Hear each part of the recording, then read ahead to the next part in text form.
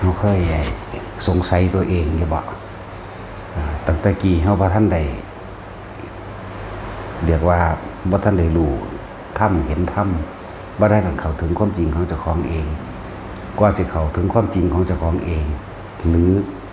สลดสังเวชใจของตนเองจนว่ามีลูกมีผัวมีเมียมีหนี้มีสินอีลุ่งตุงนั่งแล้วพอแต่มาฟังธรรมแล้วมาได้ฟังเพิ่นอธิบายความจริงของชีวิตแล้วเกิดความสลดสังเวชใจตัวเองห้องไห้ออกมาแล้วก็สิลำพึงลำพันกับตนเองโอ้ยตะกี้เพิ่นไปอยู่ไสกูคือบ่เห็นตั้งแต่กูว่าท่านนี่มีลูกมีผัวถ้ากูเขาท่านเห็นแต่กูเฒ่ากูว่าท่านเห็นแต่กูมีเมียอีหยังพูนนะบ่เคยเป็นบ่ล่ะนั่นแหละเดินว่าได้แสงสว่างของจิตของชีวิตละอันนั้นตะกี้บ่เคยได้ยินได้ฟังเพราะหยังมันก็เกี่ยวกันกับบุพเพสันนิวาสในการกระทำมาจากบ่ล่ะปุพเพจักตะปุญญาตาหมายถึงว่าเฮาเนิ่นซ่าในการทำบุญแล้วก็บ่ได้สนใจในการที่สั่งสมทานสั่งสมศีลสั่งสมเนคขมะหรือและการสั่งสมกันอย่างนี้ได้ฟังธรรมะแต่น้อยเนี่ยบ่ซั่นมันเกี่ยวกันกับปุพเพจักตะปุญญาตาเกี่ยวกันเด้บุคคลที่เขาเจ้าทำบุญไปในการก่อนที่เขาเจ้าเป็นอย่างคือบรรลุธรรมแต่ยังเล็กยังน้อยสามเณรหลายๆองค์บ่ล่ะเริ่มต้นแรกตั้งแต่สามเณรล่าหุนก่อนหมู่นี่นะเฮาก็เบิ่งเพิ่นนะเพิ่นสั่งสมบุญศีลกินทานมากับพ่อเพิ่นเรื่อยเป็นบ่ล่ะกับพ่อกับแม่เพิ่นก็ได้บวชตะน้อยก็พ้นทุกข์ตะน้อยอีกแม่นบ่ซั่นนั่นเอิ้นว่าปุพเพจักตะปุญญาตาอัตตะสัมมาปณิทิจะตั้งตนไว้โดยชอบธรรมอีกเด้ตั้งตนไว้ด้วยตามความเป็นจริงได้เคยให้ทานรักษาศีลภาวนาและการได้ยินได้ฟังธรรมเสียสละตัวเองเพื่อผู้อื่นได้ด้วยเขาเจ้าเลยบรรลุแต่น้อยเพราะว่าเขาเจ้าสร้างเหตุมาดีแล้วบางคนก็สมบูรณ์ทางด้านทรัพย์สมบัติต่างๆอย่างเช่นพยาสะนะพยาสะนี่เป็นคนรวยเป็นลูกเศรษฐีเป็นลูกนั่งอย่างละถวายเขามาทุปายาตนะนางสุชาดาเป็นลูกของนางสุชาดาได้พยาสะมีปราสาท3 ฤดูปานพระพุทธเจ้ามีนั่งขนมต่างๆบำรุงบำเรอต่างๆปราสาทละพันปราสาท3 ฤดูแบบมีพวกนี้เป็นยังเขาเจ้าคือทั้งที่มีความสมบูรณ์พูนสุขบัดทุกอย่างเนาะแต่เขาเจ้าคือยังความสลดใจสังเวชใจตัวเองให้เกิดขึ้นคือยังมีอันหนึ่งอยู่ในใจในความรู้สึกว่านอกเหนือความสุขอันเกิดจากกามารมณ์นอกเหนือความสุขอันเกิดจากการมีทรัพย์สมบัตินอกเหนือความสุขอันเกิดจากรูปรสกลิ่นเสียงที่มันมีอิ่มเต็มที่นอกเหนือความสุขจากอาหารก็มีเต็มที่ยารักษาโรคก็มีเต็มที่เครื่องนุ่งห่มก็มีเต็มที่ที่อยู่อาศัยตลอดทั้งทรัพย์สมบัติอื่นๆก็มีเต็มที่แต่ว่ายังมีอีกอันนึงที่มันติดอยู่ในใจเห็นบ่ล่ะมันต้องมียิ่งกว่านี้แต่นั่นแหละคือขึ้นอยู่กับการกระทำบุญไว้ในการก่อนเห็นบ่ล่ะนั่นแหละจึงบอกว่าปุพเพจักตะบุญญาตาแล้วก็อัตตะสัมมาปณิทิจะตั้งตนไว้โดยชอบธรรมในการกระทำบุญทำทานอย่างต่างๆของตนเองมากนะครับเมื่อถึงเวลาของมันจะเป็นขึ้นมาเอาเองบ่ล่ะพระเจ้าก็เลยได้บรรลุเร็วแล้วพวกเฮาดีมีอีหยังพอสำใดแล้วก็เต็มใจในการให้ทานอยู่บ่เต็มให้ทานโดยบ่หวังบ่ขอนั่นนี่อยู่บ่จังซั่นล่ะมันเกี่ยวกันเด้บัดสามเณรน้อย7 ปีบรรลุสังกิจจะสามเณรสุมาณะสามเณรแม่นบ่ล่ะน้อยๆหลายๆองค์มันก็เกี่ยวกับที่เขาเจ้าได้ตั้งตนไว้โดยชอบธรรมได้ทำบุญไว้ในการก่อนมาดีแล้วเขาเจ้าก็เลยได้มาหลุดพ้นเร็วแล้วก็หลายอยู่ได้เน้นน้อยๆเพิ่นบรรลุธรรมหั่นบ่ล่ะ ยังแต่ชื่อซื่อเพิ่นบ่ได้ซื่อๆแล้วเฮาก็เบิ่งประวัติเพิ่นทำบุญมาแบบใดนั่งหยังละมาตานี่ อภัยสามเณรอภัยซึ่งเป็นลูกของนางอภัยและมาตาเป็นลูกของพระเจ้าพิมพิสารสิเกิดกับนางอันนี้แหละนางอภัยและมาตานี่แหละแล้วก็กุมารกัสสปะอันเป็นลูกของภิกษุณีเนี่ยภิกษุณีเพิ่นมีใจแสวงหาธรรมมาแตะกอนตั้งแต่ยังน้อยใครควรหาธรรมแต่ยังน้อยแต่ว่าพ่อแม่บังคับให้เอาผัวเพิ่นก็บ่ได้อยากเอาหรอกแต่ว่าก็เอาเมื่อเอาไปแล้วก็อยู่น้ำกันแน่กันท้องก่อนสิมาบวชอยู่แล้วเดือนนึงท้องก่อนมาบวชผัวเพิ่นว่าให้หาเมียให้ก่อนจังไปถ้าอยากไปเขาก็หาให้ได้อีหลีบัดนี้ก็ได้เฮ็ดตามสัญญาก็เลยได้ไปบวชแต่ว่าบวชแล้วก็ท้องใหญ่ขึ้นมาท้องใหญ่จนประคลอดลูกแล้วก็เกิดคฤหาสน์ไอ้นั่นนี่ขึ้นมาหลายอย่างอธิกรณ์แก่หมู่ภิกษุนี่ต่างๆเทวทัตว่าให้ศึกพระพุทธเจ้าว่าหยุดยังไปก่อนบ่ให้ศึกก็เลยไปเอิ้นนางวิสาขามาแน่เอิ้นคนที่เก่งในทางการเบิ่งคำเบิ่งท้องเขาจะก็นับวันเดือนปีใส่อ้าวท้องก่อนสิมาบวชได้นั่งอันนี้เพราะว่าเราเคยมีผัวมาก่อนเห็นบ่ล่ะนั่นแหละอยู่ไปจนว่าออกลูกแล้วพระเจ้าประสิทธิโกศลรับไปเลี้ยงเป็นลูกบุญธรรมเวลานั้นนี่ก็ไปเพิ่นก็บ่ฮู้ดอกว่าเพิ่นเป็นลูกไผกันแน่อันกุมารกัสสปะน้อยๆนี่ใหญ่ขึ้นมาจนว่า7 ปีในลูกของเพิ่นเองคือกันนั่นแหละล้อกันเลี้ยนกันว่ากุมารกัสสปะนี่ก็สิเป็นผู้มีปัญญาอยู่เพราะว่าเขาสั่งสมบุญสั่งสม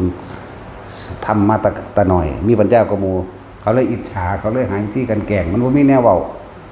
โอ้ยลูกอิกะลีภิกษุณีเอ้ยนะคนบ่มีพอมึงบ่มีพอเว้าดูเขาเมื่อนึงก็มีเห็นเวลาบุญกุศลมันให้ผลปึ๊บเข้าไปถามพ่อคือพระเจ้าปัสเสนนั่นแหละว่าท่านพ่อผู้ข้านี่เป็นลูกไผกันแน่เวลาไปเล่นกับหมู่ย่ำใดเป็นหยังก็มาหล่อเลี้ยนแต่ว่ามึงบ่แม่นลูกพระเจ้าปัสเสนมึงบ่แม่นลูกผู้นั้นผู้นี้มึงเป็นลูกภิกษุณีอันกะลีมาบวชนี่เขาจะเว้าใส่เลยเพิ่นก็หนีบ่ออกคือกันก็เลยยอมรับก็เลยเว้าให้ลูกฟังลูกก็คือกุมารกัสสปะนั่นแหละมันเป็นความจริงดังนั้นแม่เจ้านั่นแต่งงานก่อนที่มาบวชผัวอนุญาตให้มาบวชแล้วแต่ว่าท้องมาแบบนี้พ่อก็เลยรับเจ้ามาเป็นลูกบุญธรรมพ่อก็ฮักลูกดูดดังว่าสายเลือดในตัวเองนี่แหละก็ปลอบใจหลายอย่างแต่เพิ่นก็ยังความสลดใจให้เกิดขึ้นบ่ล่ะชีวิตนี้บ่เที่ยงหนอสิ่งที่เราหวังไว้ตั้งใจเอาไว้ก็ไม่ได้เป็นที่ตั้งใจสิ่งที่ตั้งไว้เกิดขึ้นได้ก็มีไม่เกิดขึ้นได้ก็มีนั่นแหละสลดใจก็เลยว่าทั้งชีวิตนี่ก็บ่เคยขอพรหยังจักเทื่อจักอย่างขอท่านพ่ออนุญาตขอพรจักอันหนึ่งได้บ่ก็เลยว่าลูกสิขอหยังลูกขอบวชนั่นเห็นบ่ล่ะเพราะว่าหยังเขาเจ้าสั่งสมบุญมาไว้แล้วเอาตัวบางนี้เอาตัวบุญกุศลเขาเจ้าสั่งสมมาแล้วถึงเวลา7 ปีออกไปบวชบวชแล้วผู้เป็นแม่อันเป็นภิกษุนี่ก็เที่ยวแอบมาเบิ่งลูกเด้แอบมาเบิ่งตั้งที่เป็นผู้มีศรัทธามาแตะเก่าศรัทธามากกุมจากบวชตะน้อยหมดแหละแต่ว่าแม่บ่ให้บวชพ่อบ่ให้บวชก็ว่าไปมาสุดท้ายแล้วลูกก็บรรลุอรหันต์นั่นบ่ล่ะเมื่อลูกบรรลุอรหันต์เรียบร้อยแล้วเฮ็ดจังใดน้ออันแม่ยังสิบรรลุนำก็เลยต้องใส่คำด่าที่หยาบคายด่าสาดด่าเสียเพื่อให้เกิดความโกรธเข้าใจว่าล่ะเพื่อจะโกรธเกลียดลูกนั่นแหละเพื่อจะให้จุดเจตนาของเพิ่นก็คือว่าให้ไปบำเพ็ญเพียรตนเองบ่แม่นว่าบรักบ่แม่นมาห่วงบ่แม่นมาอาลัยอาวรณ์ห่วงหาแบบนี้ก็เลยใส่คำหยาบด่าอย่างรุนแรงนะ ว่าเป็นโซฟให้นี่ว่าเป็นนั่นเป็นนี่มั่งนะแม่ก็เครียดตัวบัดนี้เพราะแต่เครียดแล้วครับเฮาเฝ้าอุตสาห์ถนอมมาแต่อยู่ได้ทองเฮาอุตสาห์นั้นอุตสาห์อันนี้มาเรื่อยเอาต่อไปนี่ตัดขาดกันบ่เป็นลูกเป็นแม่กันอีกก็ไปขอกรรมฐานก็ยังกรรมฐานนี้เกิดขึ้นก็บรรลุอรหันต์ไปนะนี่พูดถึงว่าคนที่บรรลุแต่น้อยกุมารกัสสปะแน่สังกิจะสมณเณรแน่นั่นแหละแล้วก็พระเจ้าอภัยละมาตาไปเกิดเป็นลูกพระเจ้าพิมพิสารดอกอภัยละมาตาเนี่ยแม่เพิ่นก็เป็นโซไพนี่อยู่อีกเมืองนึงไกลๆพูนล่ะเวสาลีพุ่นล่ะได้ยินชื่อเสียงว่าโสไพนี่หน้านี่สวยงามก็เลยให้เสนาอมาตย์ปุโรหิตใส่เขาจะแต่กี้มันมีคาถานั่นอยู่ดอกให้พาไปในคืนเดียวให้ได้บ่นะไปแล้วก็ได้เสียกันแล้วก็เลยเกิดทองถ้าเกิดว่าเจ้าทองเลยถอดแหวนถ้ามาลงไว้ห้ามีลูกนั่นนี่มากเกิดเรื่องเดือดร้อนนี่ให้ลูกถือแหวนมาหาเด้อนะแล้วได้ลูกคนหนึ่งนั่นแหละพระอภัยอันนี้พระอภัยสามเณรเนี่ยก็เลยเกิดเรื่องเล่าทั้งพุ่นทั้งลูกก็ถามแม่ว่าพ่อคอยเป็นไผแม่ก็เลี้ยงการตอบมากมายเลยแหละก็เลยว่าเอานี่แหละพอเจ้าฝากแหวนไว้อันหนึ่งเจ้าถือแหวนนี่ถ้ามาลงอันนี้ไปเมืองไปหาพระเจ้าพิมพิสารเด้อนั่นแหละก็เลยไปถึงแล้วก็เอาแหวนให้เบิ่งก็เลยว่าเป็นรูก็เลี้ยงไว้แต่ว่าก็ถูกกดดันและร่างแก่จากอาชาศัตรูว่าล่ะอาชาศัตรูที่พยายามฆ่าไปเบิดนั่นแหละมันเป็นทั้งสั้นถือกดดันถือหลายๆอย่างในการร่างแก่ข่มเหงนั่นคือกุศลมันเกิดขึ้นจากบ่เพื่อจะยังความสลดสังเวชใจนั่นแหละเป็นกุศลของบางอย่างที่ว่าไล่ๆแต่คนที่มีจิตที่เป็นกุศลอยู่แล้วจากบ้านนี้มันสิพลิกไปทางกุศลเลยเด้มันบ่ได้คิดเสียเอาขึ้นเด้ยังความสลดสังเวชใจเกิดขึ้นก็เลยไปขอพอบวชพอก็เลยให้บวชแต่โกนผม 2-3 เทืองได้ละบรรลุอรหันต์ไหมเนาะนั่นแหละเรียกว่าปุเพจักตะบุญญาตาอัตตสัมมาปานิธิจะบุคคลที่กระทำบุญไว้ในการก่อนแล้วก็เป็นผู้ตั้งตนไว้ดีแล้วในสิ่งที่เป็นกุศลอยากบาลักนั่นแหละที่พุทธเจ้าคนทั้งรวมมีอย่างมาแน่ละในสัพพะปาปัสสะกรังกุรสู้ปสัมปทานี่นะพระเจ้าจิละอกุศลละอกุศลแม่นเรื่องหลายๆไม่เบียดเบียนอกุศลมาเบียดเบียนกูคิดไปทางกุศลคนที่มีบุญมีกุศลนั้นไผสิก้าวตู้ใส่หลายหรือหาเรื่องหลายๆมาเปรียบมาเทียบมาคัดมาง่างให้ลงก็ตามคนมีบุญคนกุศลสิคิดแต่เรื่องดีๆมาหักล้างคือกันแต่งสั่นเลยทั้งว่าพวกเฮาตอนเวลาฟังหลวงพ่อเทศไปมันถือเจ้าของมันสลดทึบให้ซื้อสะอื่นขึ้นเลยเป็นเพราะว่าอย่างนั่นแหละเห็นทุกข์จึงเห็นธรรมจึงเข้าใจธรรมจึงเข้าใจความจริงของชีวิตของตนเองเกิดความสลดสังเวชเราลำพึงด่าเจ้าของเองถ้าด่าเจ้าของเองพร้อมด่าเพิ่นพร้อมแต่ว่าบ่แม่นด่าแบบนั้นลำพึงลำพันโอ้ยตะกี้เพิ่นไปอยู่ไสกูคือบ่เห็นตั้งแต่กี้ตั้งแต่กูบ่ทันได้มีลูกมีผัวตั้งแต่กูบ่เมียบ่ทันได้ตายแต่เป็นผู้ชายก็ดีถ้าเป็นเรื่องบ่ได้ดังใจนะโอ้ยแต่กูเห็นแต่กูเป็นหนุ่มกูบ่ทันมีไผนี่กูสิบ่ทุกข์แบบนี้ดอกคนสิลำพึงนั่นตนเองแม่นบ่ล่ะเป็นจังซั่นบ่ล่ะแท็กซี่มันก็เรียนธรรมะมาหลายมันก็ยังให้มันบ่แท็กซี่ขนาดผู้ชายเด้โอ้กูไปหลงเอาขี้เกียจหาวตัวยามใดโอ้ยเอาก็บ่มีลูกพวกนี้ถือว่าเป็นบุญเด้นะบ่แม่นว่าสุเป็นบาปเด้เป็นบุญเด้นั่นน่ะพวกบ่มีลูกนั่นน่ะบ่ได้มีล่าหุ่นรู้จักบ่ล่ะบ่มีห่วง บ่ได้ห่วงบ่ได้อะไรกับไผตั้งแต่กับผัวกับเมียเนี่ยมันก็พอแห้งแล้วนี่ห่วงกันแม่นบ่ล่ะมีลูกเข้าไปอีกผูกข้อเข้าไปผูกศอกมัดแข้งมัดขาคัดหลังไปอีกเนาะความห่วงคือพอเล็กน้อยนั่นแหละดีละเด้บ่มีลูกเนาะโอ้ยเห็นว่าเป็นดอกมันอ้วน มันเป็นคือโอ่งมันต่ำกันแล้วมันก็เลยบ่ได้นอนนำกันจักเทื่อเนาะตัดสินก็คือตัดสินเด้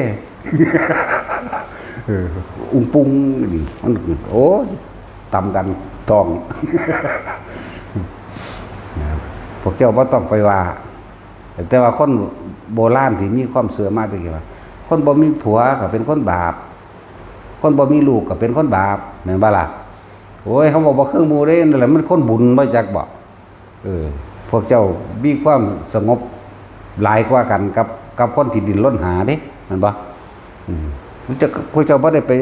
วางแผนอนาคตให้ลูกเรียนอันนี้จบนี่ไปเป็นอันนี้จบอันนี้ไปเป็นอันนี้เนาะก็เลยว่ามันสงบทั้งความคิดสงบทั้ง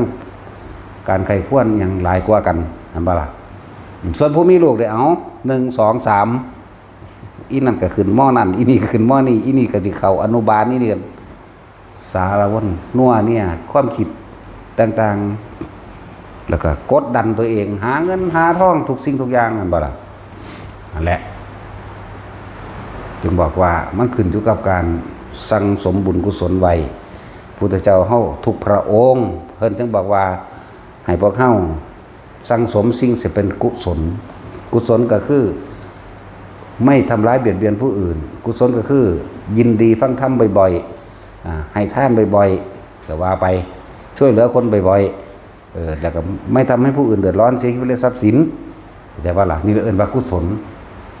ถ้าบ่แปลบ่เข้าใจก็แล้วกันนะแม่ว่าล่ะตัวเองบ่เดือดร้อนกุศลนั่นแหละ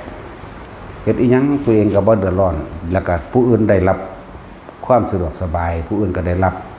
สิ่งที่เป็นประโยชน์นั่นน่ะเอิ้นว่ากุศลโดยเฉพาะ การฟังธรรมเป็นกุศลอันสูงสุดเป็นกุศลอันประเสริฐเรียกว่าล่ะการฟังธรรมนั่นว่าสุตตมยปัญญาเนี่ยการได้ยินได้ฟังเกิดให้เฮารอบรู้ตามความเป็นจริงก็จะว่าปัญญาแปลว่าความรอบรู้ในกองสังขารนี่คือเพิ่นบ่ทันได้แปลเฮาสิแปลซ้ำเข้าไปอีกรอบรู้ชีวิตจริงตามความเป็นจริงนั่นแหละรอบรู้ไหลเข้าไปแม้กระทั่งรู้อริยสัจสี่ไปพร้อมปุ่น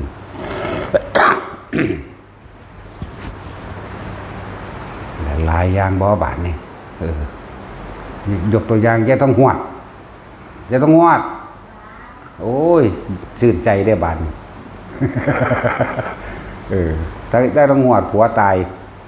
เห็นบ่ล่ะบ่มีลูกพร้อมตั้งกับผัวตายอีกให้นำผัวอยู่เท่าไรปีเด้นั่นน่ะแล่นไปให้ผู้อื่นระงับดับทุกข์ให้ไปวัดนั่นไปวัดนั่นเขาก็ตัวเอาเงิน ไปบูชาเอาของขังของเขิงมังหันมังนี้หรือสิให้ผู้อื่นไปขจัดทุกข์ออกให้ตัวเองกับหาบ่ผมบ่พอต่อไปสิไปสมโพธิสมเพศทั้งใดก็ไปเลาะไปเนาะแต่ว่าก็บ่ทันได้ความจริงพ่อแต่มาได้ฟังหลวงพ่ออนิเทศแบบนี้ให้ขึ้นพันคนละให้เด้ตะกี้ให้คิดถึงผัวเฒ่าเอ้ยก็สิอยู่กับไผเด้ตะกี้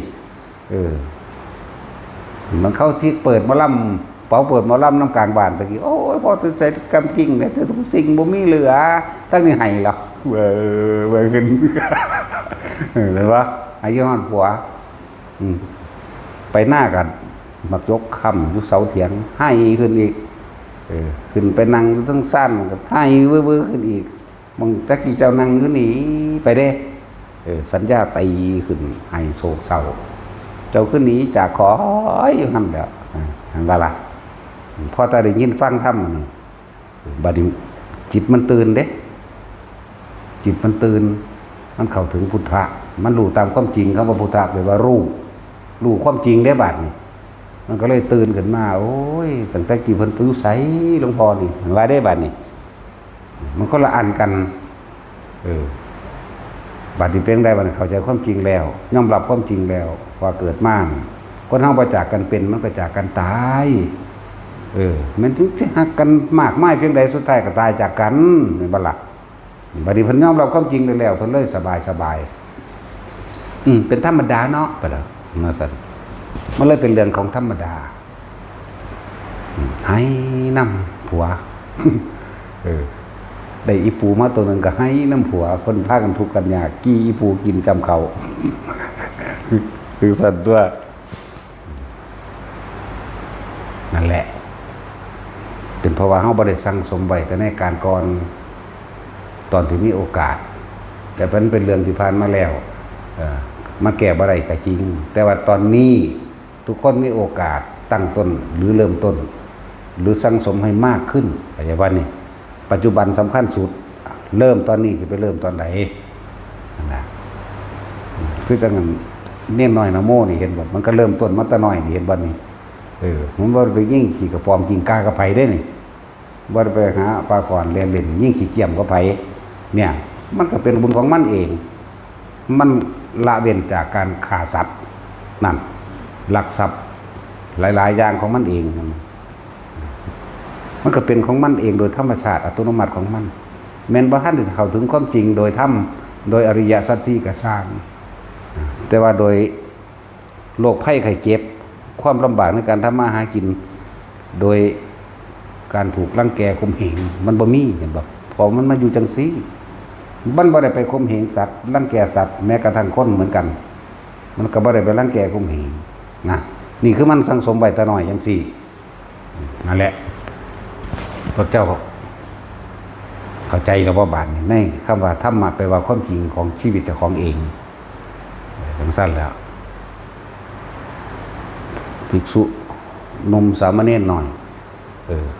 เพราะว่าเขาสร้างสมไว้ของเขาเด้พ่อแม่เขาก็เอาให้เขาบ่ได้เด้เขาต้องเฮ็ดเอาเองนั่นบ่ล่ะทั้งสั้นแล้วนั่นแหละต่อไปสมมุติว่ามันบ่พ้นศาสตร์นี้ศาสตร์ต่อไปมันบรรลุเร็วได้บัดนี้เห็นว่าล่ะก็เป็นคนที่บ่มีความทุกข์หยังแหน่สั้นละนั่นแหละแต่ว่าเขาเจ้าสั่งสมมาแต่ในการก่อนไปดีแล้วมาถึงเวลาแม่นบ่อยากเปลี่ยนแม่นบ่รู้ก็สร้างมันสิบืนออกมันสิดิ้นออกมันสิดิ้นออกจากที่คุ้มขังทั้งที่มีความสุขสมหวังในการมาล่มทั้งเบิดพยาสะหรือพระพุทธเจ้าเฮาก็ตามนะบ่ล่ะมีความสุขสมหวังพระพุทธเจ้ามีนั่งสนม 74,000 คนตัดสินไหวบ่เจ้า มีนางพิมพาเป็นเมียเอกนะบ่ล่ะนั่นแล้วเพิ่นก็จังดิ้นออกมาได้ทั้งที่มีลูกทุกอย่างสมบูรณ์แบบเบิดเลยในชีวิตของเพิ่นเองสมบูรณ์ในทางอนิจจังทุกขังอนัตตาสมบูรณ์ในทางหลายๆอย่างสมบูรณ์ทั้งโลกกับสมบูรณ์ทั้งหลายๆอย่างนั่นแหละบอกบ่ถูกนั่นแหละแต่บอกเรื่องยศถาบรรดาศักดิ์ตำแหน่งและอำนาจสมบูรณ์เป็นที่หนึ่งบอกเรื่องทางกามารมณ์มีเมียตั้ง 74,001 คนก็สมบูรณ์มีอำนาจอยู่แล้วมีคนใส่เต็มอยู่แล้วนั่นบ่ล่ะทั้งสั้นแล้วบัดมื้อนั้นขนาดว่ามื้อสิออกมาไปบวชลูกก็ออกในมื้อนั้นบัดนี้พระราหุลก็ออกมาในมื้อนั้นบัดนี้ทั้งเพิ่นดิ้นออกขนาดเชือกหรือบ่วงห่วงอันนั้นเกิดขึ้นมาแล้วในมื้อนั้นเพิ่นก็เลยต้องตัดห่วงออกเลยไปเลยบัดทั้งสั้นแล้วเพิ่นก็ออกบวช29 ปี35ย่าง36เพิ่นก็บรรลุมันบ่ซั่นก็ตัดสรู้นี่บ่ได้ทุกข์โดนคือเฮานั่นเนาะแล้วเพิ่นพ่อเพิ่นทุกข์มาก่อนแล้วเพิ่นสังสมมาก่อนแล้วเน้นน้อยก็เหมือนกันเพราะว่าสิเป็นเน้นราหุลก็ทุกข์มาก่อนเด้มันเกิดกับพ่อเพิ่นเสียสละตัวเองเด้มีผู้ใดสิยินดีพอใจเวลาพอเพิ่นท่านเจ้าของเองเพื่อให้ไปเป็นทาสเด้บ่แม่นท่านไปดีเด้ตาพามเฒ่าท ท้องแตกอันนั้นมันจูงกันหาได้ชาลี่ไปนี่ส่วนนั่งกันหานี่จมไม่พอเด้ก็สิพาดภาคออกว่าพอนี่เป็นคนเห็นแก่โตเห็นแก่อันนี้จมไปน้ำทางเกิดศาสนาจะมาเป็นลูกพอแย่ลูกกันอีกจมนั่นเห็นบอกนี่แหละตัววัดส่วนพระราหุลสาธุเดอร์ขึ้นชื่อว่าบิดาของข้าพเจ้าที่จะไม่ทำประโยชน์อะไรเพื่อผู้อื่นไม่มีในการครั้งนี้มาบิดาของข้าพเจ้าปรารถนาสิ่งใดขอให้บิดาจงสมปรารถนานั้นข้าพเจ้าขอจักอนุโมทนาแม้ชีวิตนี้ก็จะถวายบูชาในพระบิดาของข้าพเจ้านะเต็มใจไปได้นั่นบ่จมบ่บนบ่ยั้งไปเขาจูงไปนั่นแล้วก็จูงไปง้อมไปสั่นแล้วเกิดมาศาสตร์นี้เพิ่นก็มาเป็นลูกพระพุทธเจ้าคือเก่าลูกมันใหญ่พิมพ์ผ้าคือเก่านั่นแหละทั้งสั่นเพิ่นก็เลยเป็นสามเณรองค์แรกในพุทธศาสนาแม่นบ่ล่ะนั่นแหละแต่เพิ่นก็พ้นทุกข์ได้เร็วความได้เร็วเหมือนกันไปพูดถึงเรื่องนั้นเพิ่นก็เป็นผู้เลิศทั้งเป็นผู้ว่านอนสอนง่ายเพราะว่าเพิ่นเป็นคนหูมาตะเกาตะกับเกิดมากับพ่อเพิ่นเสียสละมามากคักแล้วโดยเฉพาะเรื่องเสียสละบ่ได้มีผู้ใดเสียเที่ยวดอกในนี่ก็เลยนั่นแหละเสียสละเพื่อให้พ่อได้ความสมหวังในโพธิญาณใช่ว่าล่ะเพิ่นก็บ่ฮู้จักดอกโพธิญาณแต่ว่าพอกูต้องการนั้นแล้วกูให้เบิดใช่ว่าล่ะแม้ชีวิตก็ให้ได้แล้วหลังจากคนบรรลุแล้วครับบ่ค่อยมีบทบาทปานใดในโลกมนุษย์นะแต่ว่ามีบทบาทกับพวกเทพเทวดาเด้ในหมู่ลูกศิษย์ลูกหาบริวารของเพิ่นเองส่วนมากเป็นเทพเข้าใจว่าล่ะอายุ29 ปีบ่ก็จำบ่ผิดเพิ่นก็เข้าสู่อนุปาทิเสสนิพพานเพิ่นบ่ได้ตายโลกมนุษย์เด้เพิ่นบ่ได้ตายอยู่นี่อยากว่าพุ่นเพิ่นไปเผาร่างตนเองอยู่ดาวดึงส์พุ่นนี่แล้วก็ที่เป็นลูกศิษย์ลูกหาของเพิ่นเองที่เพิ่นเคยพาสังสมความดีมากล่ออยู่สวรรค์หลายที่สุดเพิ่นเทศนาอยู่บ่เทศแต่เพิ่นบ่ได้เทศโลกมนุษย์มากเพิ่นสิเทศนาถึงสวรรค์มากนั่นแล้วเทศนาก็พวกนั้นก็บรรลุข้างบนมันได้พวกนั้นก็ดีนั่นแหละทางดีก็พวกนั้นบ่ได้เกิดมาทุกข์คือเฮาไหมเนาะบ่ได้หามาอึ่งมาต้มไหมบ่ได้หาปลาแดกอึ่งไหมแม่นว่าสัตว์พวกที่เคยเฮ็ดร่วมกันกับเพิ่นมาบ่แม่นว่าเพิ่นบ่มีลูกศิษย์ลูกหาเด้เพิ่นมีอยู่แล้วผลสุดท้ายของสุรสสังเวชมนุษย์นำอันนึงคือว่าละอุปนิสัยในการสังสมมันก็ต่างกันเพิ่นก็เข้าไปเผาตัวเองเตโชกับสินไฟเผาตัวเองอธิษฐานกับกระจัดกระจายหมู่เทพบรรพสัตว์บริษัทบริวารเพิ่นเองก็เอาไปปฏิสถานตามวิมานต่างๆเข้าใจว่าล่ะเพิ่นก็บรรลุไปในอายุ29 ปีนี่แหละนั่นบ่ล่ะเพิ่นบวช7 ปีนึงเด้เพิ่นบวชก็ดีแล้วแต่ก็บ่ได้มาอยู่จนว่าเฒ่าแก่ชรางงกโอ้ยขาดกินข้าวเนาะว่าแต่สิว่าเอาบ่มึงแต่ตอนนี้ก็ได้ว่าแต่เป็นอรหันต์เนาะแต่กูบ่เป็นอีหยังกูก็ยังอยากตายตอนนี้อยู่กูอยากตายซุมื้อโลดจักยามใดมันสิตายหิแม่มมันจักสิมาอยู่อีหยังแบบนี้เนาะนั่นแหละเป็นหยังเวลาเฮาฟังธรรมแล้วมันเกิดสะเทือนใจบัดนี้มาสะเทือนตอนเฒ่าบ่แม่นบ่ล่ะมาสะเทือนตอนเฒ่าแล้วโอ้ยตะกี้เพิ่นอยู่ไสกูคือบ่เห็นแม่นบ่ล่ะจมให้เจ้าของแถมต้องจมให้เพิ่นนำตะกี้เพิ่นอยู่ไสว่าซั่นบ่ได้จมให้เจ้าของในเรื่องว่าเป็นน้ำกูบ่สังสมเอาไว้เองกูประมาทเองบ่ว่าเด้เนาะ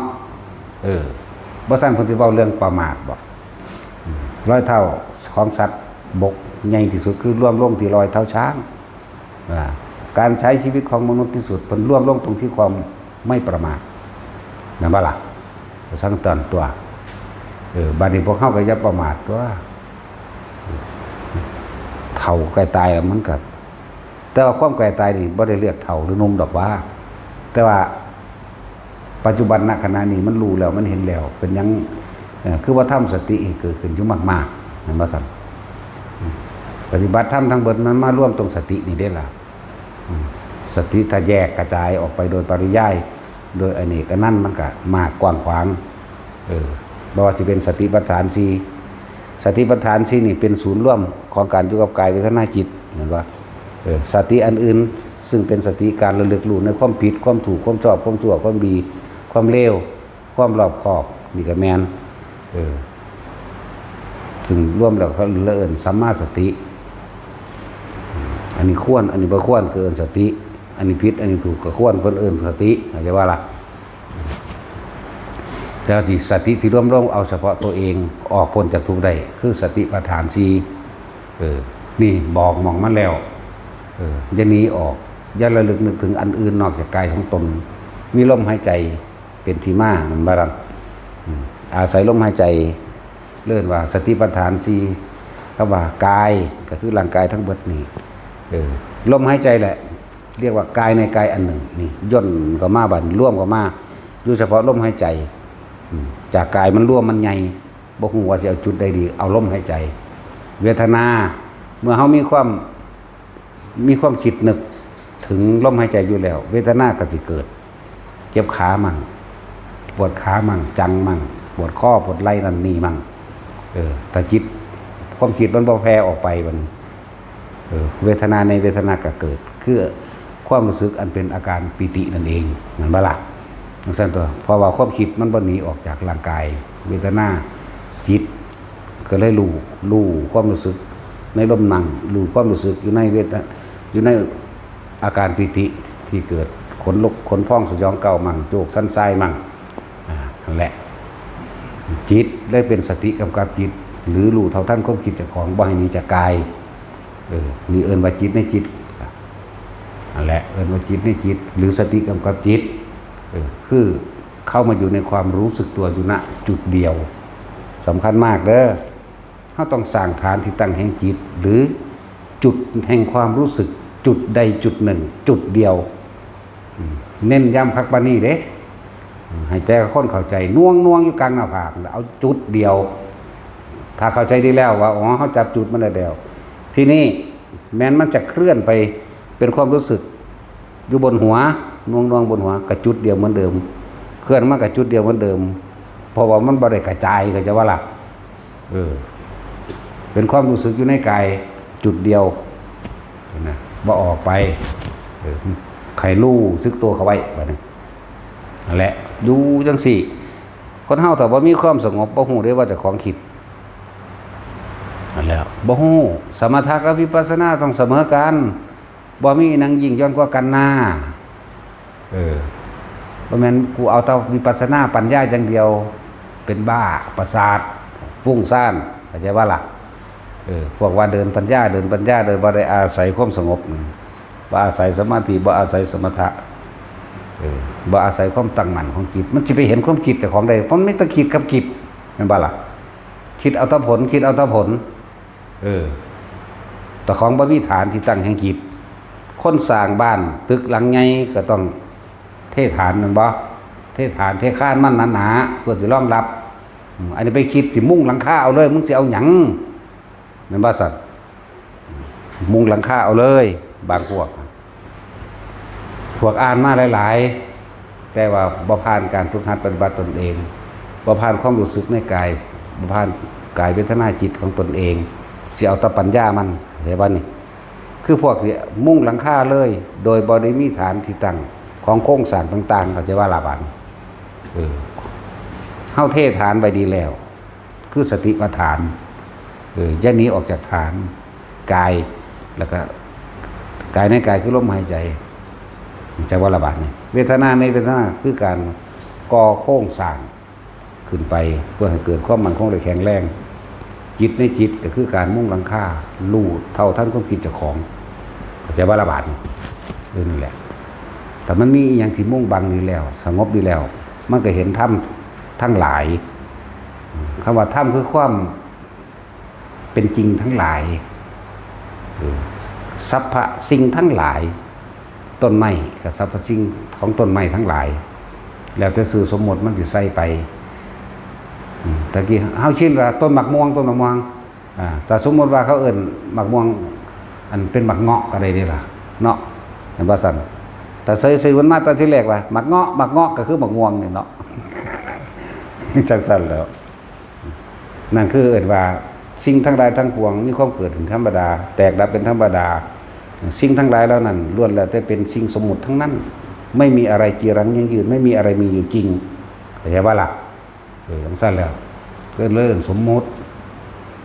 เอิ้นมะพร้าวว่ามักสมก็ได้ด้วยล่ะเนาะสมมุติเลยสมมติว่าคนเอิ้นมักสมมาได้แรกเนาะมะพร้าวนั่นแหละสมมุติก็สิไปเอาหยังกับมันกระดอกกระเดียได้แม่นบ่ภาษาสมมุตินะนั่นแหละกายเวทนาจิตธรรมคือสิ่งทั้งหลายทั้งปวงต้นไม้ใดก็สร้างมันมีความเกิดมันมีความเปลี่ยนแปลงมันมีความเสื่อมสลายแตกดับและตายเห็นบ่คนก็เหมือนกันนี่ถ้าเฮาบ่นิ่งเบิ่งเฮาบ่เห็นเด้เพราะว่าเฮามีแต่คิดกับคิดเนาะนั่นแหละสมถะวิปัสสนาจึงเป็นของคู่กัน4วิธีเฮาฝึกหัดศึกษากันอยู่เดี๋ยวนี้เฮาได้2อย่างเฮาบ่เอาแต่ความสงบมันนึงสิพลิกแพลงแปลงไปในปัญญาของเจ้าของเองจะบ่ล่ะจังที่แนะนำให้ทุกคนทรงฌานโดยการจับจุดอารมณ์โดยฌานไปว่าเพ่งอยู่ในจุดเดียว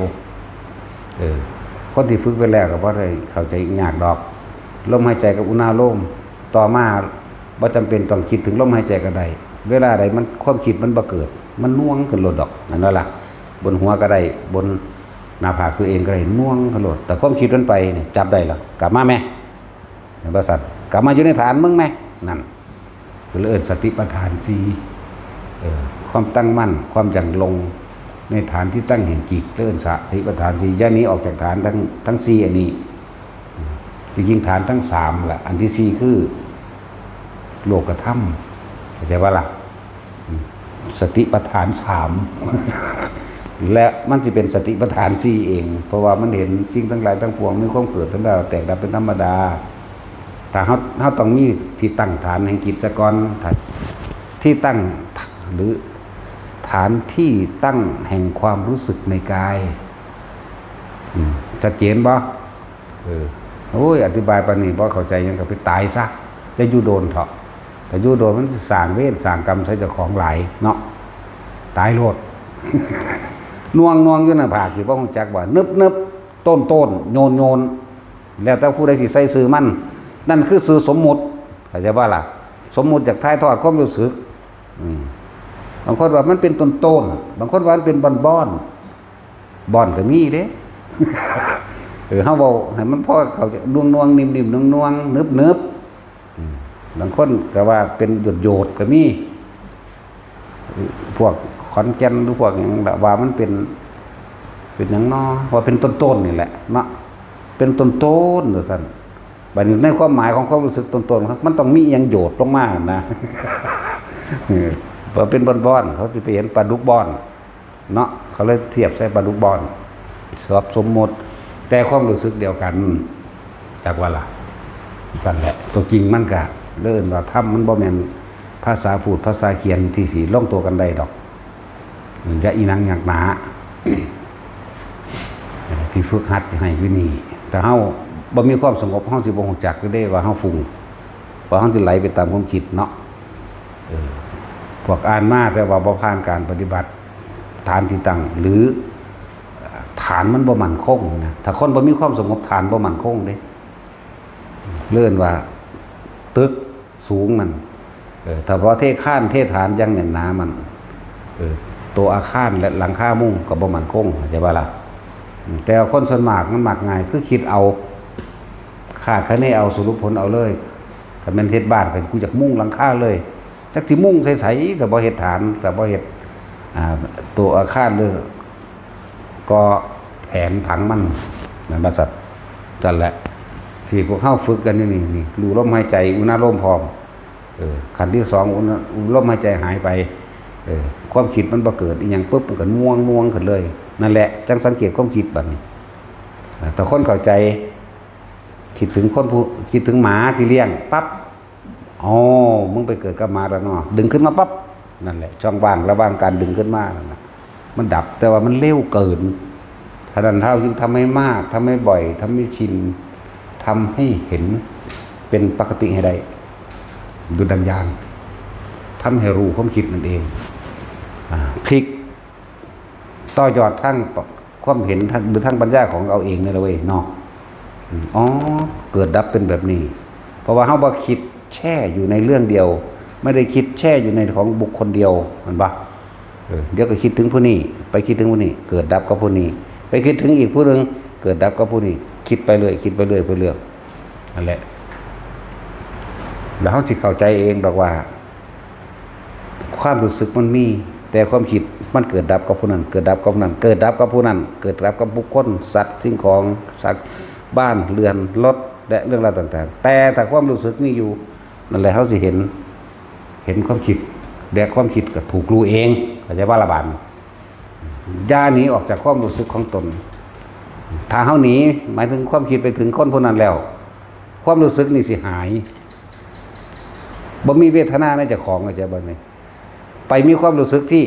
พอใจกับไม่พอใจกับความคิดที่มันคิดไปพบเกิดตัวบ้านนี่พอใจกับบ่พอใจไปเกิดน้ำคนอื่นหรออาศัยผู้นั้นเป็นเหตุอาศัยคิดถึงจิตมีที่ตั้งหมายถึงคิดถึงบุคคลผู้นั้นปรุงแต่งได้บ้านนี่นึกคิดไปอยากให้เป็นจังซั่นจังซี่อารมณ์ก็เกิดดับเกิดดับเกิดดับไปพร้อมเด้พอใจไม่พอใจพอใจไม่พอใจปุ๊บปั๊บปุ๊บปั๊บอุเบกขาบ่มีเลยบ่เห็นเลยฉะนั้นจงสร้างฐานที่ตั้งให้คิดให้ดีณจุดเดียวสร้างอยู่นี่ตั้งอยู่นี่มันเคลื่อนอยู่นี่ก็รู้มันอยู่นี่มันลงหน้าอกก็รู้อยู่ในหน้าอกเข้าใจบ่ล่ะสะเทือนมาเราก็รู้นั่นนะรู้ซื่อๆบัดนี้จังว่าที่คนสร้างฐานให้มันมั่นคงเด้อบอกเจ้าสิทำให้บ่อยทำให้มากทำให้ชินเดี๋ยวมันก็เกิดกลายเป็นญาณจังรู้ขึ้นมาของมันเองรู้เจ้าของนี่แหละบ่มันรู้ผู้อื่น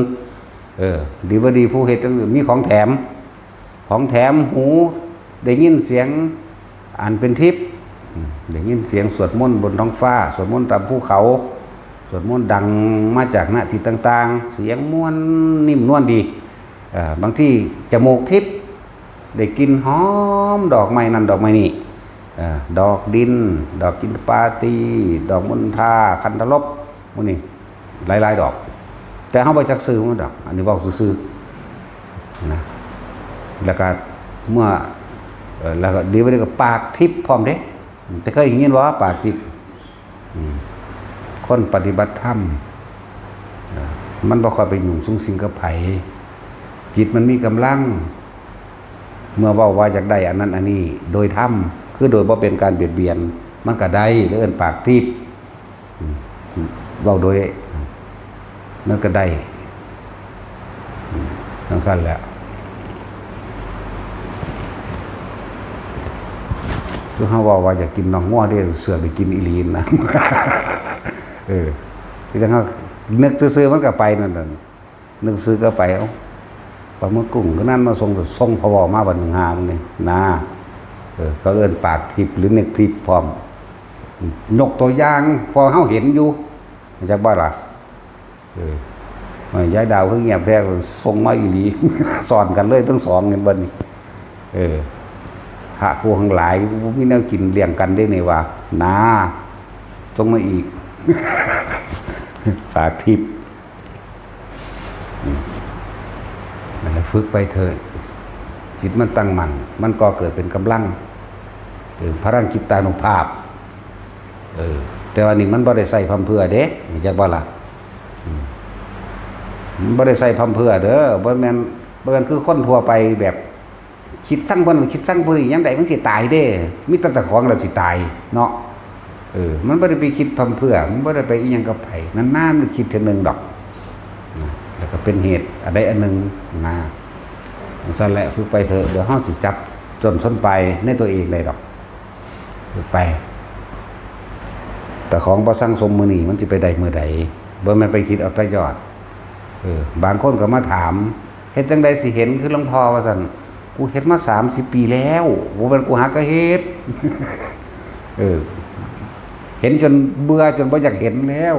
เดี๋ยวนี้โอ้ยบ่อยากเห็นมันก็เห็นคือเก่าอยู่สั้นแล้วก็ต้องมาฝึกให้เห็นดอกทุกอย่างร่วมอยู่ในลมหายใจทุกอย่างร่วมอยู่ในอานาปานสติ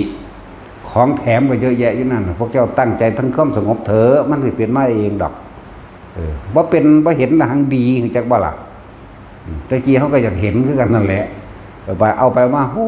มันไปยุ่งเบิดทุกเรื่องนั่นบ่ไปยุ่งเบิดทุกเรื่องกันเลยไปเห็นเขาตกนรกมันก็เลียโตนเขาเพราะเจ้าของก็เคยตกเห็นบุพกรรมสัตว์ต่างๆเกิดตายแบบนี้มีชีวิตแบบนี้ต่อไปตายแล้วมึงสิไปตกนรกแบบนี้ก็ไปเลียโตนเขาก็อยากไปซอยเขาอีกเห็นบ่ล่ะบ่เห็นยังดีกว่าสงสารเขากูเห็นแบบนี้มาก่อนกูลงมาก่อนกูเป็นมาก่อนกูเกิดเป็นปลา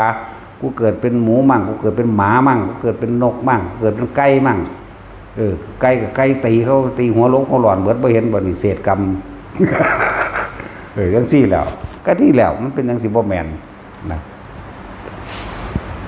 ใช่แล้วสิอายุไปปานใดอีกกว่าเขาก็ขายกินซ้ำตีแพ้จังซั่นแล้วทั้งเทื่อบ่ตีกูบ่อยากสู่กูเลียตนผู้นั้นเขาก็จะฟาดซ้ำกว่านี้นั่นล้วนแล้วแต่เจ้าของเฮ็ดไว้เบิดจังซั่นบ่อยากเห็นบัดนี้มันเลียตนที่ไปเห็นหลายๆมีแต่ขอความช่วยเหลือจังซี่แล้วเลียตนได้บาดนี่บ่เห็นดีกว่าเฮาบ่อาจสามารถสิไปดับทุกข์ให้ไผได้แต่ใช่บ่ล่ะเฮาบ่อาจสามารถที่เอาสุขไผได้เอาทุกข์ไผได้ทุกสิ่งทุกอย่างเกิดขึ้นจากตนทำเองแต่ว่าตอนนี้เฮาสามารถ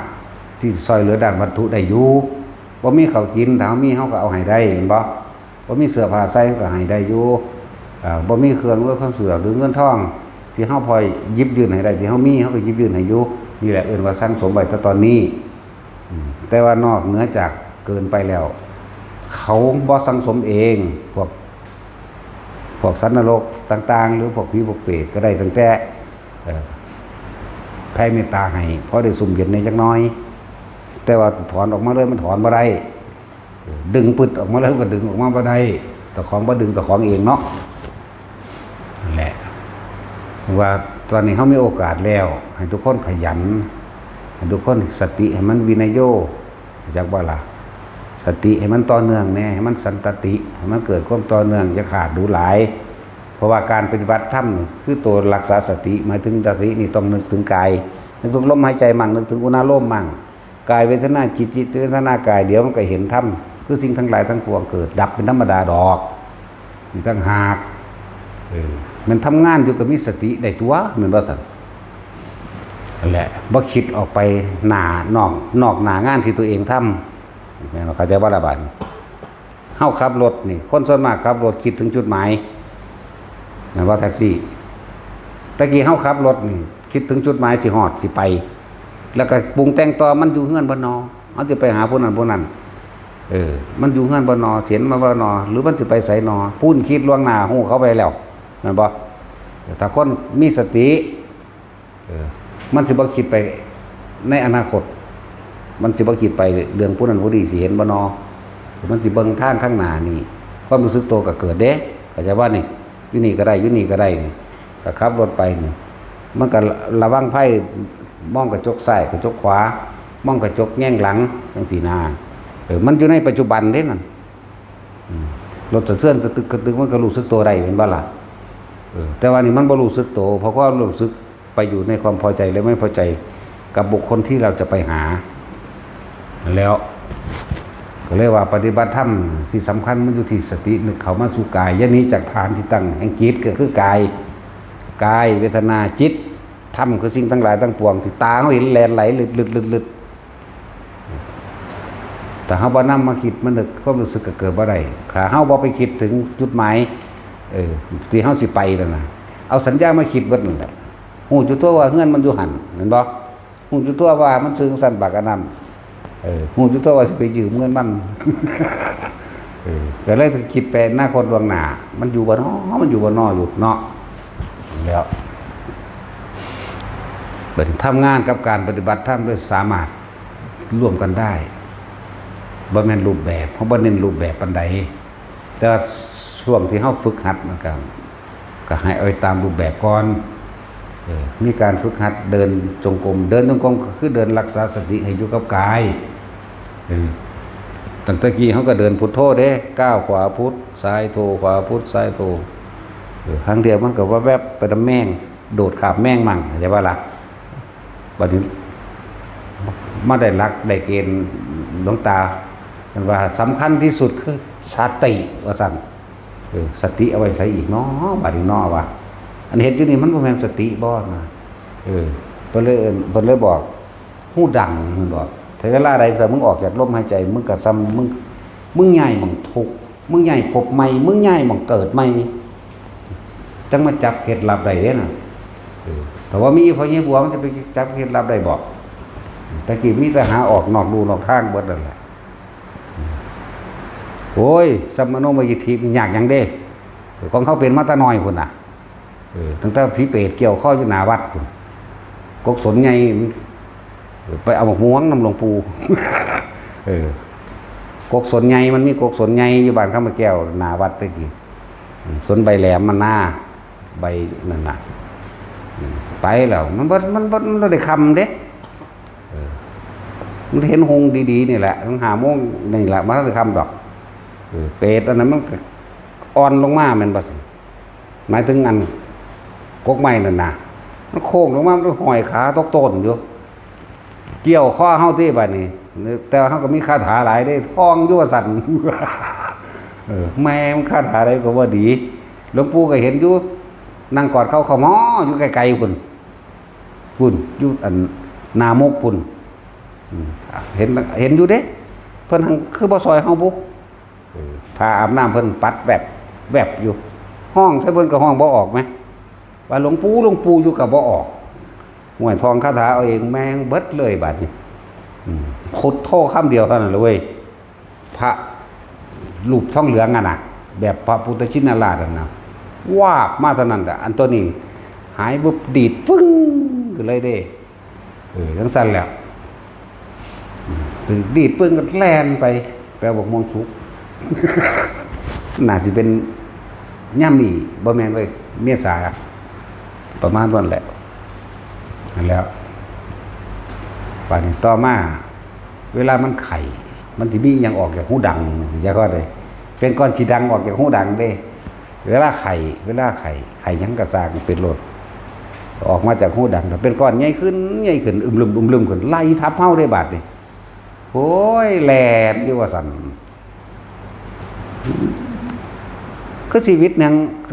ใกล้เข้ามาแล้วก็ห่างออกแนงใกล้เข้ามาเมื่อยคืออย่างนี้เด้นั่นแล้วพอจะนึกถึงพุทโธวับมาโหลด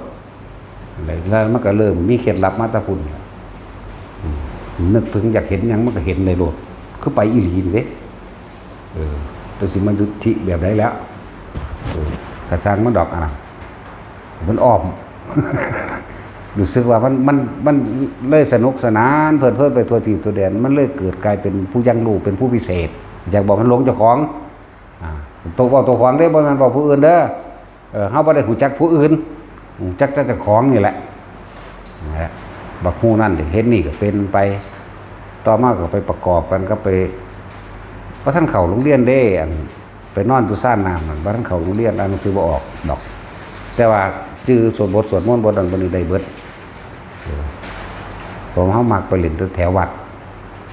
ไปฟังนิดหน่อยไอ้เชียงหนูหล่อหมูนั่นแหละเขาทองอันนั้นอันนี้ก็จำเอาเด้ตายแล้วละพวกนั้นก็ดีไปนอนนี่อยู่ซ่านน้ำคือจังมันไหลเด้แต่ผู้ใดเคยไปนอนนี่อยู่ซ่านน้ำที่มีน้ำใสๆเนี่ยไหลลื่นๆๆๆไปนั่นมันก็ปล่อยรู้สึกว่ามันเพลินไปเลยเด้มันเพลินไปตัวน้ำน่ะเกิดกลายเป็นประกายพืชขึ้นมาได้บัดนี้เป็นทรงกลมบ่แม่นวงกลมถ้าวงกลมต้องมีขอบเป็นทรงกลมอยู่ป๊อบอยู่